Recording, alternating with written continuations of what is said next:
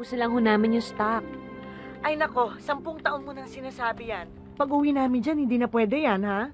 Nay, 10 taon nyo na rin namang sinasabi yan, di ba? Ha?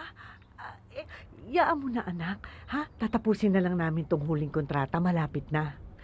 Teka muna. Tsaka ikaw, di ba? Maiba tayo. Di ba natapos ka ng accounting? Ba't hindi ka mag-apply sa bangko? Di ba?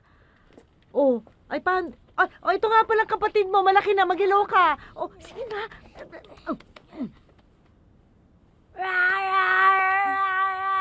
Ay, ikaw na nga bahala dyan. Ayusin mo.